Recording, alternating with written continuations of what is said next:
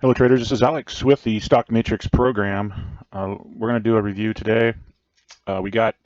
Here's our X account, kind of our standard intro here. CBOTman33 is my handle. You can see I post stuff, commodity and pretty much stock related in the trades that we've done and different things. And I'll add this one to it once we finish. Now let's review our portfolio in bar chart. We're about 46,000. Now we did roll some stuff. We had August calls on that we had to roll. I pretty much have a simple, 1 week before you roll it, a simple thing, one strike in the money, the same way we got in, and 3 months out. So basically rolling it for another 90 to 100 days or so. So simple stuff, pretty easy. Now we do have a few calls. We have 6 puts on yet. Now since we closed those outs and took profit, like on Meta, I think there was 10 grand or better. We're at $40,000 of closed out positions. Now we fictitiously started at 150, so we're about a little over, not quite 2/3 into it.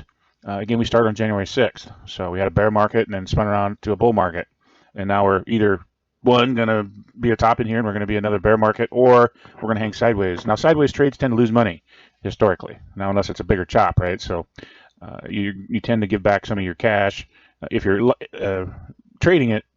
Not so much, right? But if you're in it like we are to follow the longer term trend, there's been a few. Coke has been a loser. It's because it's been in a huge, just a sideways chop. Made new highs and just sat there, hasn't done anything.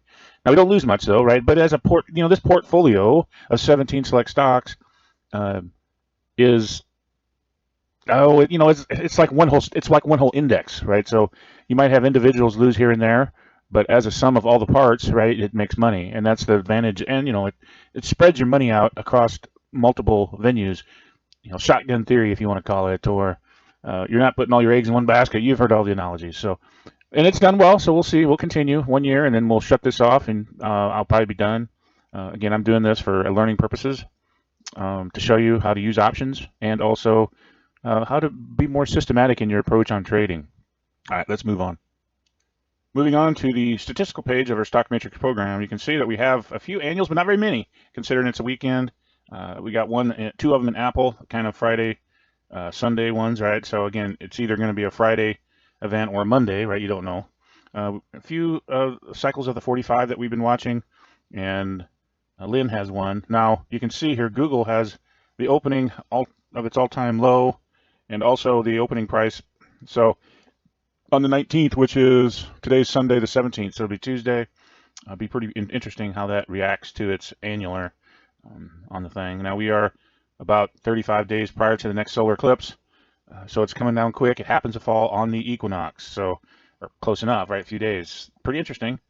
We're 141 days past the previous solar eclipse in March. Now here's our trade page. You can see that just kind of there, right? I mean, this doesn't account for the options. These are the actual stock page part of it. We have 11 up, 6 down long term, and 12 up and 5 down short term. So again, pretty important how that all sets up. And now we did make a new high sometime during the week, but by Friday we were kind of fell off of that. But we're still at the high end as an index, right? The total of all these times 100 shares. Again, we're doing one option each. That's you're controlling 483. Well, the high was 485,359 right here. So you're controlling just under 500 grand or $500,000 worth of stocks, trading options that don't cost near that much. I don't know even exact amount, but let's move on to the stock matrix part of it. Now all the stops should be slid up one now, right? It was here. Now we got this zone is complete, August 16th at 5 in the morning. So now the next one is August 23rd, which is a Saturday. So again, Friday, the 22nd, we'll close this quarter moon. It's kind of becoming more of like a weekly chart. Back in here it wasn't, but now it's kind of falling on the weekend. So it becomes more like a weekly chart. Now you can see down here, this 1-to-1 trend line is your moving average of support. 1 bar, 1 quarter moon over from 1 square 9 up is the 1-to-1. So it'll take, now of course, if it sits here for a while, obviously that line becomes closer, which is logical to me. And of course, support's down in here. Just looking at that, right, you could say that by October, if it has a little drip in the market, we could drip back, end of the month of September to the first week of October. Again, a simple thing. Here's the solar eclipses though down here. So if we have a serious break, that's where the support will be. Here's Meta, another new high, closing a new highs on the moon. Stops are the same spot. Now, next moon period, we'll get to move them way up here. And again, my preference would be probably down in here, but again, the system will do it. every time exact same. Of course, that's why the systems make money. Here's that Coke trade we're talking about, a dud. I do believe we have lost money on Coke since January 6th. Here's Google, not quite a new high, but it got it so close. You think we're just going to let that sit? Hell no, we're going to take that out for sure. Again, probably up in here, and then maybe it'll start breaking. Right, it's been a good trend. We've been long since here, so with a little mixed bag. Here's another good trade. You can see how steep it is because my chart is off the screen. It started with this huge smash completion in April of this bear market low, and so you can see, look at the volatility, right? So it's going to cover 32 boxes, and the secondary event was about 4. So that's your range. That's what you could do here, right? So if this is a high, here's 32. For every action there's equal but opposite reaction. Maybe we'll make a new high, right? So you're looking at something like this, and there's 4. There's exact same potential, right? 32 by 4. That's exact for every action is opposite equal reaction. This is the bottom. This could be the top. Again, unknown. You don't know. Maybe it'll go massively up yet, but that just tells you the importance of how history is when you're looking forward. Here's Amazon, just a chopper. Hasn't made new highs. I cannot imagine it not taking that out. Amazon finally got a little life once we crossed above the solar and the 1-to-1. It did close higher. Apple is one of those that I'm not a fan of product-wise, but there's so many people involved in Apple that when it moves, it tends to take big chunks and then sit for quite a while. We haven't really done anything, so not a big whoop. Hasn't made a new high since December 30th. Gee, it's almost going to be a year in a few months here. Anyway, Tesla, again, having troubles. It got above the 1-to-1, but had a crappy close this week. Just closed right where it was at. Now still closed higher. We did make a higher high and a higher low, 2 in a row. So again, the trend is definitely up. If you're following the GAN thing, a two-day trend line indicator, or in this case, a 2-moon trend line indicator, you'd be pretty pumped. Let's do a quick little measurement. This was from the high to low, right here, this next one. So really from that high to this third low was 18 cells over. So 18 cells over to kind of equal the balance out, puts you right about in here. So about right into the lunar eclipse time zone. So pretty key.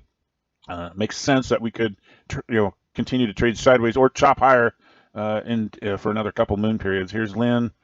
Again, after this massive bear trap, just kind of a dud. It's active and a tradable, but system-wise, you can see it's just jerking around too much for us, and we're losing money on Lynn. Here's ED. When everything was bearish in April, ED was one of the bulls. It was making highs and everything else was making lows, and now we're going kind of trending down when you got Meta and all these others making highs, right? So it makes sense a little bit there. Here's Adobe. The bear's caught in this huge 1-to-1 trend line channel. Kind of got a double bottom confirmed. So if you're long-term bullish Adobe for whatever reason, you might be thinking about starting up a continuational program, maybe buying calls, pyramiding, right? If you're into that kind of thing. It makes a new low though, you got to get out. IBM really turned into a dog with fleas. The high was made in our zone, right? Which again, this kind of yellow, halfway between the two solar eclipses, right? So again, it made up in the low missed the solar by a couple moon periods. So I assume that a couple moon periods would be out in here. So if it's a true ass bear, where this just fell apart on this stupid 10% gap, which again is criminal. Again, now we're on to the 1-to-1 coming up off the lows. Let's go take a look, see what it did. Yeah, you can see this is a major 1-to-1 trend line off the lows, 2024 lows. So it seems so easy that these markets continue to grind higher into these unbelievable levels. Here's Bank of Magellan, BK, an outside moon period down. Now, you know me, I don't like outside periods. I think there's sideways action. It tells you that we're not going anywhere. We made a new low and a new high and closed lower. So it has a little negatory built into it. The stops on our system are moved to here. We moved them up one click. Now, whatever the low is, more than likely the next moon period will get them moved up underneath these a little more tightly. Procter & Gamble kind of forming a little bottom after its failure to get ugly, right? Again, this should have, down through these lows should be ugly. It should have just kept going. Let me get rid of these now since we made new lows. I keep forgetting.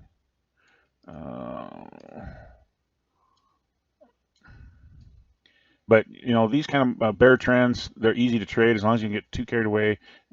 You can sell against these all kinds of things. There's some negative news on some of their products with a more of a healthy person kind of pushing the buttons a little bit.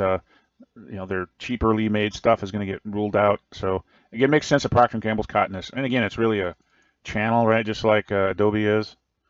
Let me just run it from here. You can see that this is kind of the channel.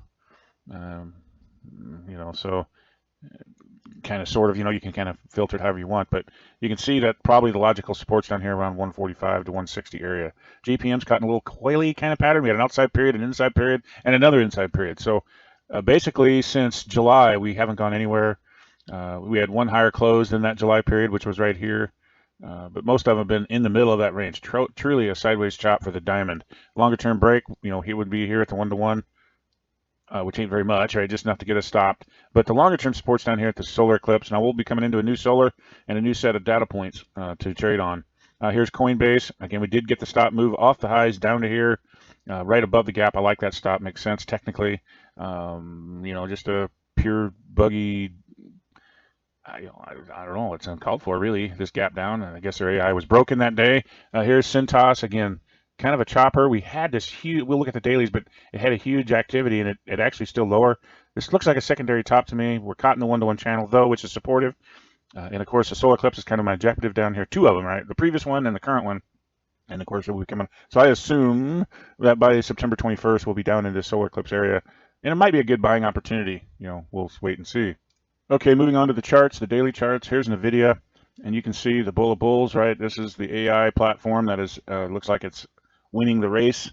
We're just, well, let me see, we are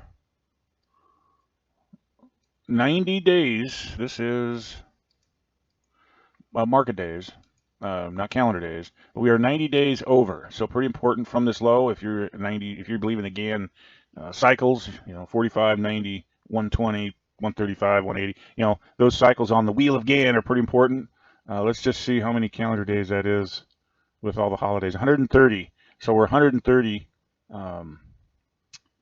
calendar days from that low. So again, here 135 will be the next main zone on the Gann wheels, but that'll be putting right in here. So right along with these annulars that are coming up, we got some pairs of them. But you can see that when there's no annuals, the market tends to trend. When you do have annuals, it's support and resistance, right? It causes activity. So we're going to have a little void here for this next week. Meta, again, another broken AI system that had a 11% gap, really. It just pisses me off. That's a highway robbery. In this day and age, to have, you can see little gaps, right, over a weekend or something, but you shouldn't see 11% during the week. I am so sorry. That just is robbery. Again, don't buy their AI system, I guess, because they can't predict their own stock price. Anyway, I get so pissed about that. But you can see we had an annual in here. We have a couple, no big deal. The group annuals that we were talking about actually gave it a little pause. Gave it a little break, and then of course it produced this massive gap. Up and away. These creepers are bullish markets, by the way. Don't get caught thinking, oh, this is a bear, made some secondary. That's nothing on a corrective level. This foundation, though, there is none. So when you don't have a big foundation, you tend to, this is your foundation for the bull that we just seen. That's pretty weak. There's no time. So again, for every action, there's equal reaction, but opposite reaction. We had a bear trap, so I'm expecting some type of bull trap. Now, of course, we have poked these highs out, so that could be, if we break this swing, that could make sense, and I would be okay with that. It makes sense. Here's the dud Coke trade, just a chopper. Google just keeps grinding, outside, inside, terrible closes, but no follow through, right? So it's just a creeper. The speed is pretty slow, and we have not made a new high. I just can't assume that. I think we'll probably poke it pretty quick. We got these. You can see all the data points coming in. So Microsoft, again, the big bull. Again, it was dormant for quite a few years. Let's take a look at it monthly. You can see it just had that dormant activity where it was caught in a bear trend, dropped 50%. Again, Microsoft, 50% drop. Well, people forget, right? I mean, that's why charts are important. Drop 30% here, no big deal, right? Poof, up away she goes. But again, there's another gap. Just that's stupid. Don't understand it.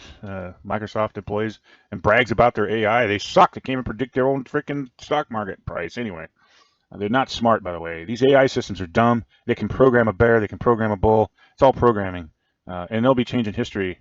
I'm afraid. So you just got to understand that if they program a bear, it's going to happen. If they program a bull, it's going to happen. These AI systems are not smart. They're just programming, and they can be programmed to be whatever they want them to be. So if they like these gaps because these big boys can buy a bunch of stocks and get all the little traders knocked out, that's what you need, right? You need volume. And here's Amazon showing that it done it again. We got some island bottom. Really, in this day and age, these gaps are just stupid. Oh well, I'm complaining. It just pisses me off. People think it's no big deal. It should be reporters knocking at these doors, going, "Why did your stock just jump 10%? You don't. Is your AI broken, sir, ma'am?" These guys. Did you buy some on that break? Is that why? Come on. Here's Apple. You can see this little chart. I haven't taken these off yet. I don't know which side to flip it from.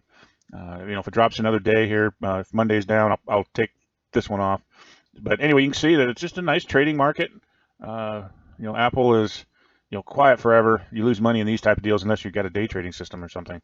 Any trend following system lost money through this time period. I don't care what it was. Tesla is kind of caught in that same wrap. Now again, we caught this bear market early on in the system. We caught this trend up, we made some money, and now we're losing some back. But again, the timing on Tesla is working really well. So kind of do your homework there if you're a trader. Here's Lynn. We got again so close to the highs. I can't imagine Lynn's going to not knock it out. So I expect it to power up, get over 500. What was the high? 487.49. So it doesn't take much to pop that out. We had a bear trap here. I'm expecting a bull trap, right? For every action is equal to opposite reaction. So, it's a pretty simple rule that I have that makes sense, and it seems to work pretty good. Here's your bear market, ED. Of course, it was the bull when everything was, down in the dirt. When NVIDIA was making lows on April 4th, ED was making highs. So again, it's doing the opposite. You got to assume this was a good sell, and I assume we're going to continue to trend down as long as the other ones, the big dogs, are making highs. Here's Adobe. Again, the bears, just channeling down. Nice trading market. If you're a bear trader, this has been moneymaker. You get 5 or 7, 8 days up, and then 5 to 7, 8 days down. Just a simple trade caught in this one-to-one channel. Again, you can see the projections would be pretty ugly. Here's the one-to-one, right? So you're going to be under 200 bucks time we hit that parallel again. Here's IBM. Really turned into a bear. We had a lot of stuff up here. We had void of action. We had one thing caused a little blip, but basically void of any annuals. Now we had some monthly stuff, but really no annuals to speak of. Now once we got into here, you can see that it did create this activity. Again, the AI system got broke, or as a fat-fingered mistake, whatever it was, caused this to go down. We bought it here, sold it here, right? But we got filled on here, so we actually ended up losing money on that trade on the option calls because time was running out. We had no time value left on the option. Now, there's 3 ways to make up an option price. It's time, intrinsic value, which is how much you're in the money, and then volatility. So if there's more volatility like we're seeing here, the option prices, calls, inputs go up in value because there's more risk for the sellers, right? Makes sense. All right, let's keep going. I don't want to get too deep into that. Bank of America, really pretty bullish. We're kind of on this support. It's been one of those that surprisingly been strong. Now we had a little bad close on a weekly deal, the 12th, which was, from this low here, this important low on the COVID era, was a high. So makes sense to use a little caution. I would definitely buy a bigger break, where stuff's getting stopped out, right? I have a hard time buying new highs. I'd rather buy a break, even if it's a time break, right? Time breaks are your most important breaks. It has nothing to do with price. It's the amount of time. Procter & Gamble kind of bearish. You can see the daily chart is just there. Let's take a look at a weekly. You can see that the projection that we've drawn in from previous videos that I've done, here was this last break that we had, and this exact amount, not percentage, right, but price. And that comes in around last week of August, so not too far away. So if that comes in, you can see that a lot of the smash on this last one occurred in a 2-week period, so that makes sense. So we're still watching that, I don't know, what do you want to call it, example of previous activity. We're still in the mix of that. So now once we get past that, let's say we don't go down there, well, then you got to assume, well, the next possible is a little shallower break. Here's that's a weekly. Pretty bullish there. Holy crap. It's nothing. The diamond's been pocketing some pretty good coin since that COVID break, miraculously, right? They went from 100 to 300. So, do the math. That's threefold, really, 300%. Wow. But here's the daily. Again, a lot of activity. We're in new highs, but struggling, right? So that's a little curious to me. We're not just flying away with this thing. Here's Coinbase. Again, pretty appropriate. I use something that trying to follow Bitcoin, right? But I wanted to use options, right? So Not following it exactly. Hang on, let me get Bitcoin chart. Okay, I got this Bitcoin overlaid the Coinbase chart. It hasn't been following it very close. You can see that this one high here on the Bitcoin, the red line also follows this time zone.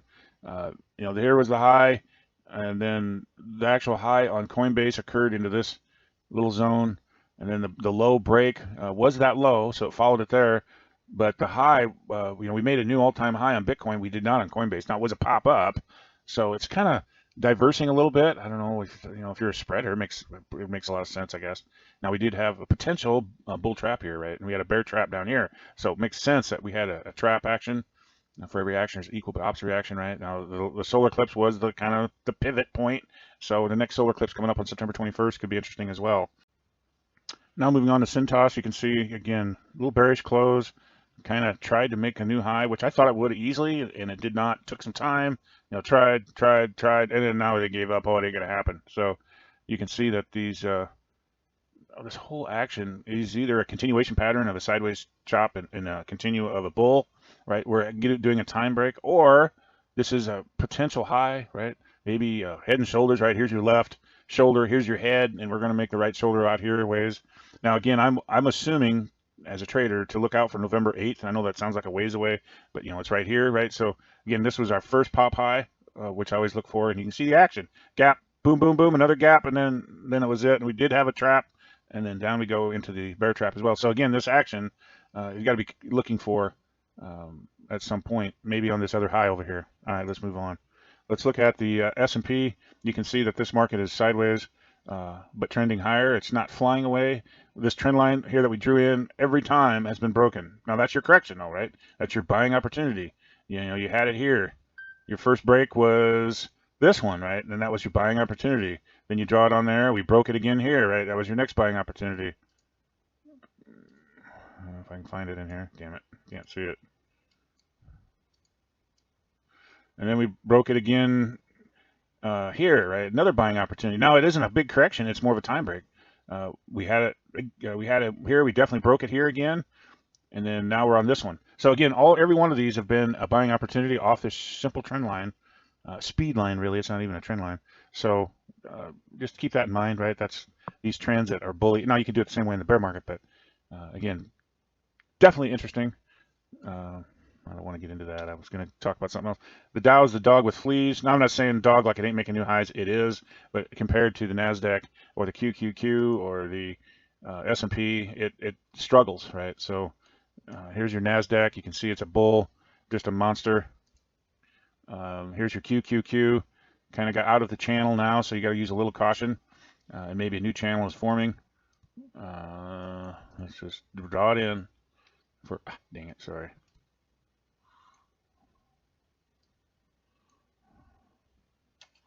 There's your channel, right? Makes sense. We're following it now. So your support's down here. And again, if it's a slow grinder, and here's your old highs, right? So we could definitely break down into here. Let's look at, that's the back to the beginning. Hang on one second. I want to set up something else. Okay, I'm setting up the energies. I know a lot of you guys trade energy stocks, and I really don't have any in my little portfolio of the StockMatrix. So we're going to review some of the energy futures. And again, I always apply pretty much the same thing to all markets, right? Solar eclipse and different things. I deleted a lot of the crap that I had on there from studies and whatnot. So you can see that the crude is in a little bit of a negative pattern. It makes sense a little bit, right? Drill, baby, drill. Last time Trump was in there, the markets also dropped.